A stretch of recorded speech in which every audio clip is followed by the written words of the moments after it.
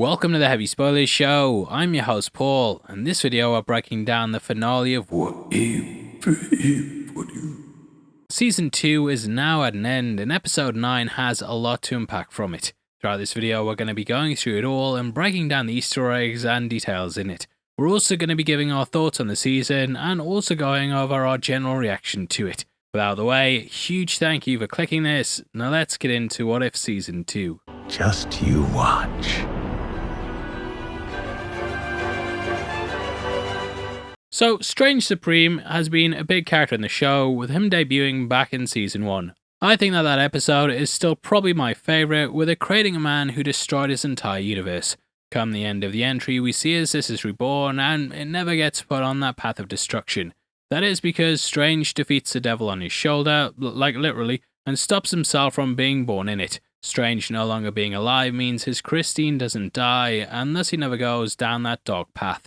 I'll talk about this all later on in the video, but first, let's dive into that amazing title sequence. Now, I'm sure you don't want a British guy just talking over the top of it, so first I'll play it alongside how the live action one is, so you can enjoy it in all its glory.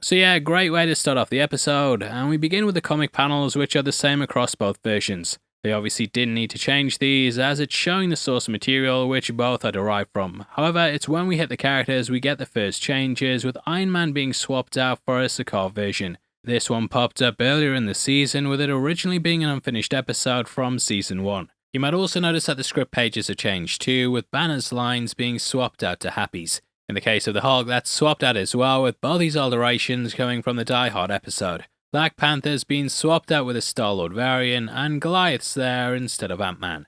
You also have an additional quote from the 80s Avengers, in which he says, "Go big or go home." Black Widow's switched out with Kahori, and Red Guardian's there instead of Peter Quill. Now, he's not actually popped up properly in the season before, so perhaps this is something that was left on the cutting room floor. Either way, Strange Supreme's now there instead of Thor, with Captain Carter replacing Steve Rogers. We also get a script line from her first episode, with that replacing Steve's "I can do this all day." Next is the shield throw before we cut to clips from the episodes, with this encompassing all the seasons so far.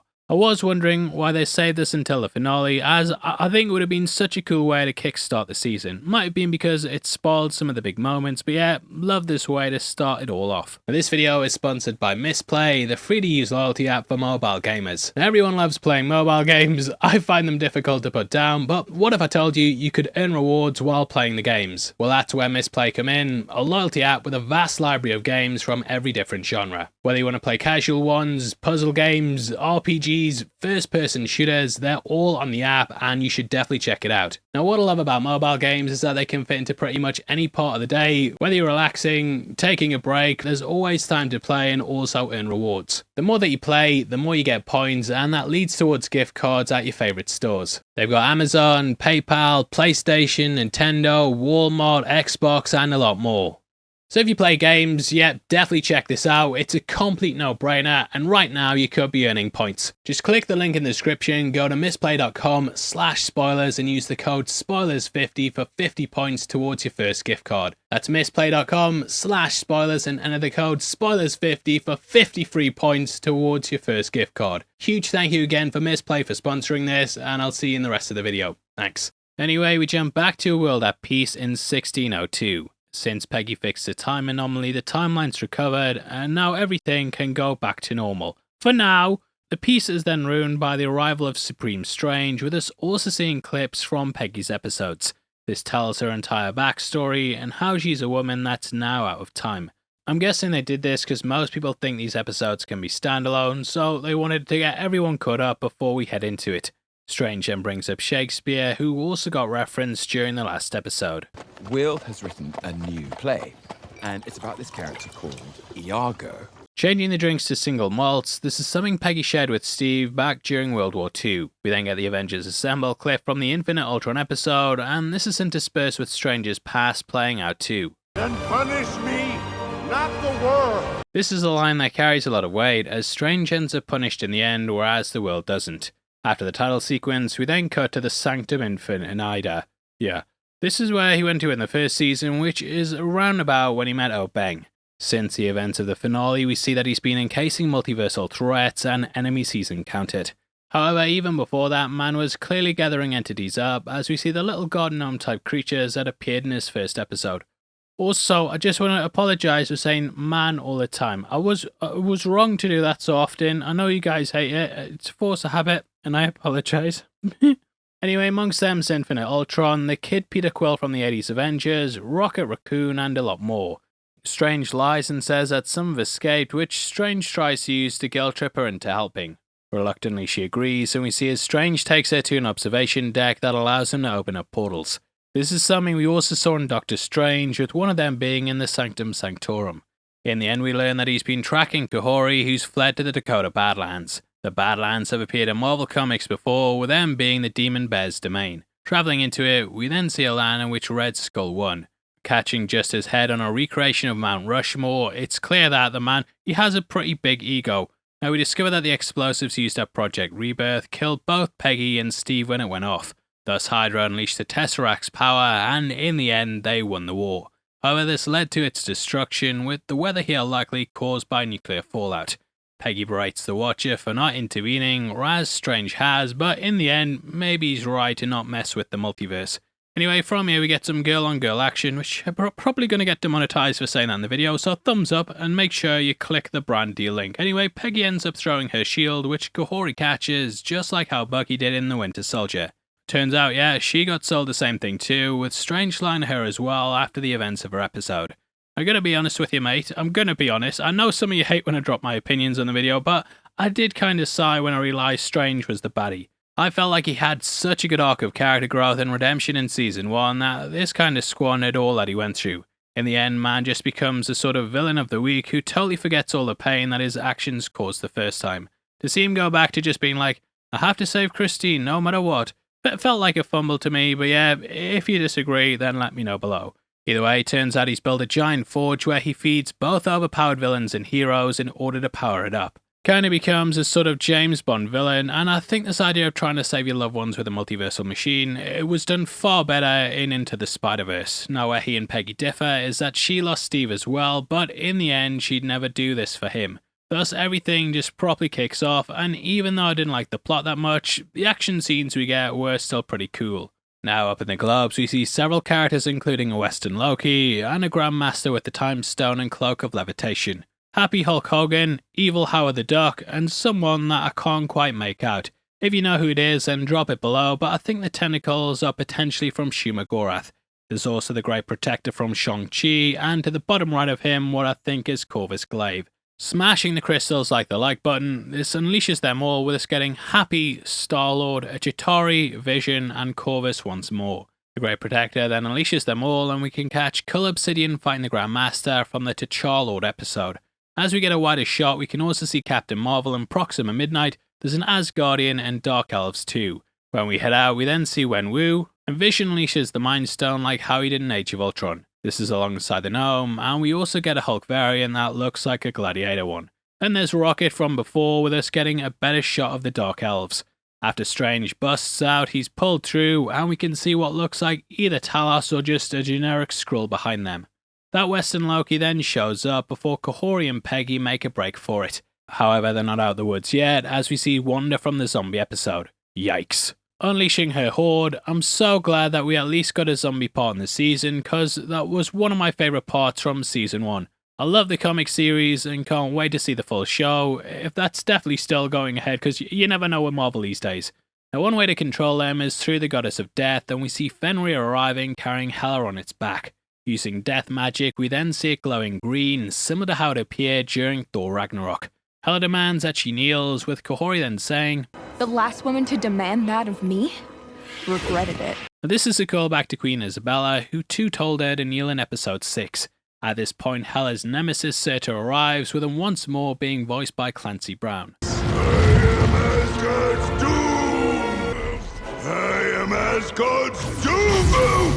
Yes, we know. Distracted by the bigger threat, Hella turns her focus away from the pair, which allows them to race through the corridor. However, at this point, they're grabbed by a version of Thanos, who appears like how he did during the events of Infinity War. Snapped away, we see the return of Infinite Killmonger, who tried to grab the power for himself in the Season 1 finale. This shows a difference in the MCU Infinity Stones, as in the comics, they only work in the universe they're from. This was explored during Jonathan Hickman's Fantastic Four run, when several of the Reeds had made their own gauntlets. Still though, you had to be in that reality, otherwise the stones were completely ineffective. Using the Space Stone magic, Kahori warps him out of the suit, and we see as he's sent back into the main lobby. Behind him we can also catch Drax before two versions of Thor clash in the air. The Mjolnir hitting Jonathan causes immense destruction, and Peggy ends up donning the armor. Fits like a glove. Hey, cause the Infinity Gauntlet, cause like a glove. Anyway, you've got a big bloody battle on your hands, a battle of the sexes as well, with a pair going against Supreme Strange. Throwing dragons at them, he also did something similar to Wanda during Multiverse of Madness. Channeling the Power Stone, Peggy blasts at the portal and also uses the Tesseract to warp back the shield. It's a pretty fun battle with lots of power usage that ends with Strange pulling from all his tricks. He ends up multiplying himself, which is a move he did during Infinity War, but Peggy counters this with the Reality Stone. We then see them turn into butterflies, mimicking how the battle with Thanos played out in that film. At this point, Peggy's taken into an illusion world. Yeah, it's one of them. You know, the one where it's like, stay in the fantasy sort of thing. Paul, you don't sound like you've got a cold and had to record the video 5 times because your voice is terrible. It's really cool here. I'd obviously replace the moments from Season 1, but after she spots a butterfly from the battle, she sees it isn't real. One of these days, I want them to do this and just have them live in it forever.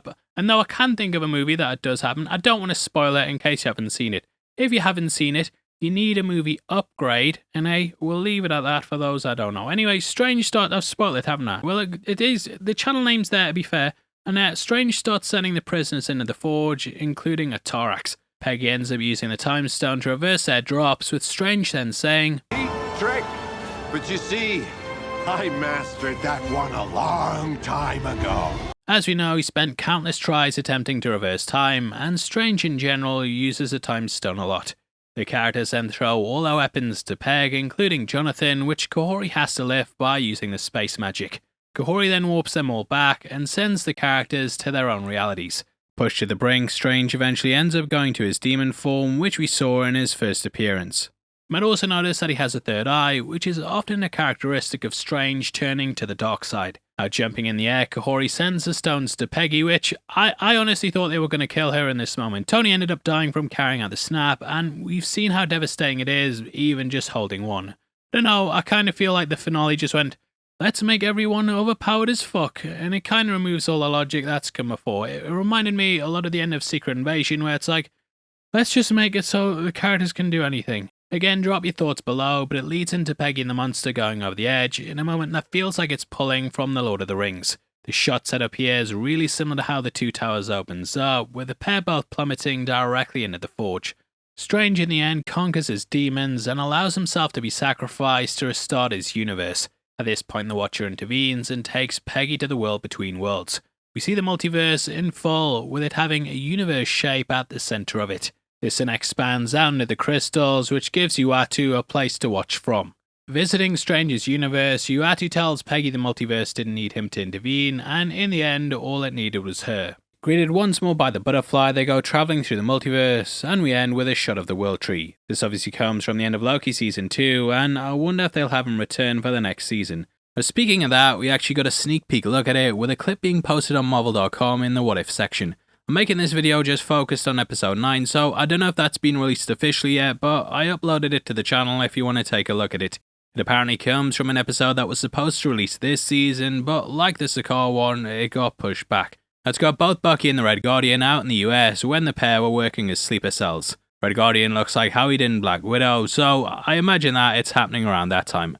Love how the license plate has Too Fast For You, and it's also got an appearance by Bill Foster. He's once more voiced by Lawrence Fishburne, who in this universe is an agent. Don't know if that's a Matrix joke yet, but Foster spots the shield and Bucky figures out that the pair have been rumbled.